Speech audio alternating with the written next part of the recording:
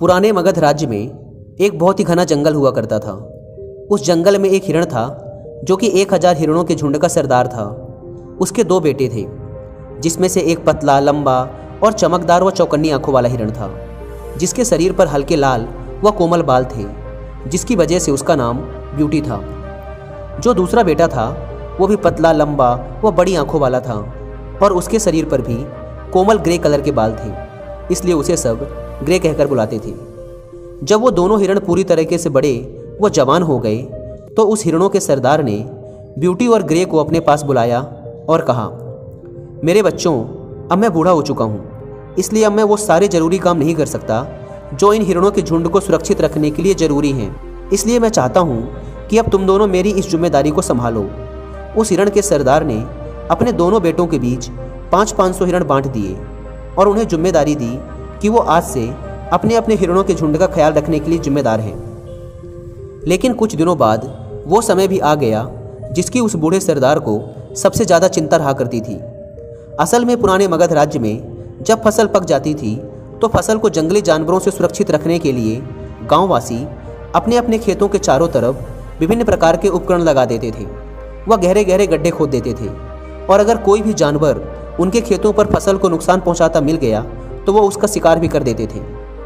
अपने हिरणों के झुंड को ऐसी मुसीबत से बचाने के लिए फसल का मौसम आते ही हर साल वो बूढ़ा सरदार अपने झुंड को गांव के पास वाले जंगलों से बहुत दूर एक बड़े घने जंगल में ले जाया करता था और जब फसल कट जाती थी तो वो फिर उन्हें जंगलों से नीचे ले आता था।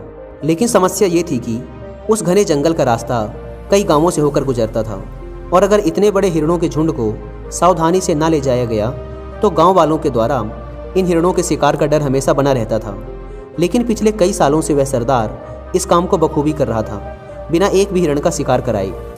पर क्योंकि इस बार इस काम की बागडोर उसके दोनों बच्चों के हाथों में थी, इसलिए उसने दोनों बच्चों को बुलाया और उन्हें वो सारी बातें बताई जो उन्हें इस सफ़र में याद रखनी थी अपने अपने हिरणों के झुंड को सुरक्षित रखने के लिए। क्योंकि वह खुद बहुत बूढ़ा हो चुका था, इसलिए वो इस यात्रा में नहीं जा रहा था। इसलिए उसने अपने दोनों बच्चों को और अधिक सचेत रहने के लिए कहा। ब्यूटी ने तो पिता की बात बड़े ध्यान से सुनी और उस पर विचार भी किया, लेकिन ग्रे ने पिता की बातों पर ज़्यादा ध्यान नहीं दिया और शाम होते ही वह अपने 500 हिरणों के झुंड को लेकर वहाँ से निकल पड़ा। उसने सारी रात यात्रा की, पर जल्दी पहुँचने के जुनून में उसने दिन में भी यात्रा जारी रखी और अपने लिए सबसे छोटे रास्तों का चयन किया जो कि गाँवों के काफ़ी पास से गुजरते थे। गाँव वालों को भी यह बात पता होती थी कि इस मौसम में हिरणों का झुंड यहाँ से गुजरता है, इसलिए बहुत से गाँव वाले शिकारी पहले से ही ताक लगाकर बैठे हुए थे। जब ग्रे के हिरणों का झुंड कई गांवों के पास से होकर गुजरा तो गांव वालों ने तीर कमान से उन हिरणों पर हमला किया, जिससे बहुत से हिरण मारे गए और कुछ घायल हो गए। जब ग्रे अपनी मंजिल पर पहुंचा तो उसने देखा कि लगभग आधे हिरण ही उसके साथ सुरक्षित जंगल पहुंच पाए हैं। लेकिन ब्यूटी काफ़ी समझदार था। उसने केवल मध्य रात्रि में ही चलने का निर्णय लिया। उसने जितना हो सके गाँव से दूर वाले रास्तों का चयन किया। उसका झुंड दिन में आराम करता और केवल मध्य रात्रि में ही यात्रा करता। इस तरीके से 3 रात चलने के बाद ब्यूटी के हिरणों का झुंड बिना एक भी हिरण खोए अपने मंजिल तक सुरक्षित पहुंच जाता है। वे दोनों ही झुंड कुछ समय जंगल में बिताते हैं और जब सारी फसलें कट जाती हैं तो वो फिर से वापस अपने पहले वाले स्थान पर आने की तैयारी शुरू कर देते हैं। लेकिन ग्रे ने अपनी पिछली गलती से कुछ भी नहीं सीखा था। उसने फिर वही लापरवाही भरे अंदाज से और पहुँचने की जल्दी में किसी भी प्रकार की योजना नहीं बनाई और फिर से उसी छोटे रास्ते का चयन किया और दिन व रात अपने झुंड को लेकर दौड़ता रहा। परिणाम स्वरूप गांव वालों ने फिर उसके झुंड के हिरणों का शिकार किया और उसके मंजिल में पहुंचने तक उसके पास केवल कुछ ही हिरण बचे थे, जिसमें से ज़्यादातर घायल थे। लेकिन ब्यूटी ने अपने पुराने वाले समझदारी भरे तरीके से अपनी यात्रा शुरू की और एक भी हिरण का शिकार कराए बिना अपने मंजिल तक वापस सुरक्षित पहुँच जाता है। जब वह बूढ़ा सरदार यह देखता है तो वह ब्यूटी की समझदारी की बहुत प्रशंसा करता है और लापरवाही के दंड स्वरूप ग्रे को सरदार के पद से हटा देता है और उसके झुंड के हिरणों को भी ब्यूटी को सौंप देता है और अपने हिरणों के सामने खड़े होकर चिल्लाकर कहता है, जो बुद्धिमान और अच्छी क्वालिटी वाले लीडर्स को फॉलो करता है वो हमेशा सुरक्षित रहता है और लाइफ में आगे बढ़ता है। पर जो ऐसे इंसान को फॉलो करता है जो मूर्ख है और जिसे खुद के अलावा दूसरों की कोई परवाह नहीं, ऐसे लोग हमेशा मुसीबत में पड़ते हैं और ख़त्म हो जाते हैं। दोस्तों, अगर हम अपने जीवन में देखें तो सच्चाई ये है कि हमारा लीडर हमारे ही अंदर है, हमारे दिल में है, हमारे दिमाग में है। ग्रे भी हमारे ही अंदर है और ब्यूटी भी हमारे ही अंदर है। ये पूरी तरीके से हम पर निर्भर करता है कि हम किसकी आवाज़ सुनते हैं, ग्रे की या ब्यूटी की। अगर हम ग्रे की आवाज़ सुनते हैं तो हम भी एक स्वार्थी होंगे और सिर्फ खुद के बारे में सोचेंगे और जल्दबाजी में कुछ भी डिसीजन ले लेंगे। लेकिन अगर हम अपने अंदर के ब्यूटी की आवाज़ सुनते हैं तो हम खुद के बारे में सोचने के साथ साथ हर उस चीज़ के बारे में भी सोचेंगे जो हमारे आसपास है, हमारी फैमिली, हमारे दोस्त, हमारा समाज और हमारा देश। सो choice is yours. Leadership quality एक ऐसी क्वालिटी है जिसे कोई अपने साथ लेकर पैदा नहीं होता, बल्कि हर एक लीडर इस क्वालिटी को अपने अंदर डेवलप करता है।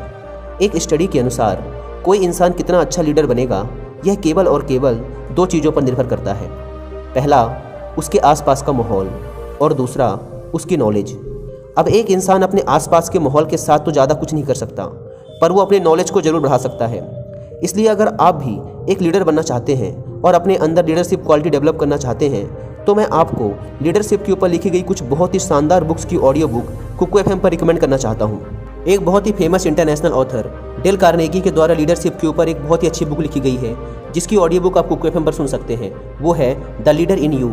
एक दूसरी ऑडियो बुक जो आप कुकू एफएम पर सुन सकते हैं वो है what you do it what you are. और एक तीसरी ऑडियो बुक जो आपको ये सिखाएगी कि आखिर कैसे एक ग्रेट लीडर अपने टीम मेंबर्स को मोटिवेट एंड इंस्पायर रखता है किसी भी बड़े काम को करने के लिए, वो है स्टार्ट विथ वाई। इसके अलावा भी आप कुकू एफएम पर अलग अलग फील्ड की ऐसी हजारों बुक्स की ऑडियो बुक सुन सकते हैं, वो भी बहुत ही अच्छी क्वालिटी में। कुकू एफएम इंडिया का लीडिंग पॉडकास्टिंग प्लेटफॉर्म है जिनका मिशन है अपने वास्ट लाइब्रेरी ऑफ नॉलेज की मदद से लोगों को अलग अलग फील्ड में एजुकेट करना। इस मेड इन इंडिया ऐप की सबसे अच्छी बात यह है कि इसमें लैंग्वेज बैरियर नहीं है। आप इंडिया के किसी भी लैंग्वेज में इन ऑडियो बुक्स को सुन सकते हैं, वो भी किसी भी काम को करते हुए। वैसे तो कुकू एफएम के पूरे एक साल का सब्सक्रिप्शन 399 रुपीज़ का है, लेकिन यदि आप डिस्क्रिप्शन एंड पिन कमेंट पर दी गई लिंक से इस ऐप को डाउनलोड करके उसमें कूपन कोड WI50 यूज़ करते हैं तो पहले 250 सब्सक्राइबर्स को मिलेगा सीधे 50% का डिस्काउंट और एक बुक से भी कम की कीमत पर, यानी सिर्फ 199 रुपीज़ में पूरे एक साल तक हज़ारों ऑडियो बुक्स के access. Link description and pin comment पर दी गई है, एक बार जाकर जरूर चेकआउट करें। धन्यवाद।